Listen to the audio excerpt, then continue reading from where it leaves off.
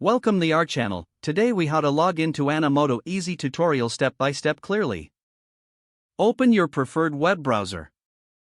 In the address bar, type www.animoto.com and press enter. Wait for the Animoto homepage to load. Locate the login button, usually found in the top right corner. Click on the login button. You will be directed to a login page. Here, you need to enter your email address in the first field. After entering your email, move to the next field. Type in your password. If you forgot your password, click on the Forgot Password link for recovery options. Once you've entered your credentials, click the Login button. You may be prompted to verify your identity, depending on your account settings. If prompted, follow the on-screen instructions to verify. Once logged in, you'll be taken to your Animoto dashboard.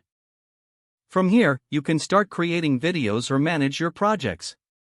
If you encounter any issues, double-check your email and password for accuracy. If you still can't log in, consider reaching out to Animoto support for assistance.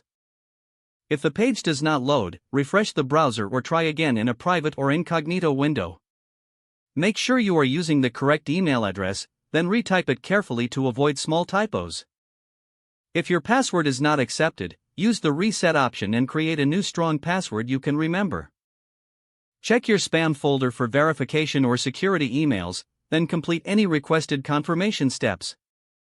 Enable two-factor authentication if available to improve account security and reduce unauthorized access risk. After signing in, review your profile details so your contact information and settings are accurate and current. If you see an error message, note it down and try again after restarting your device and internet connection. Log out when you finish, especially on shared devices, to keep your account and payment information secure. If the page does not load, refresh the browser or try again in a private or incognito window. Make sure you are using the correct email address, then retype it carefully to avoid small typos. If your password is not accepted, use the reset option and create a new strong password you can remember. Don't forget to like this video and subscribe to our channel for more step-by-step tech guides.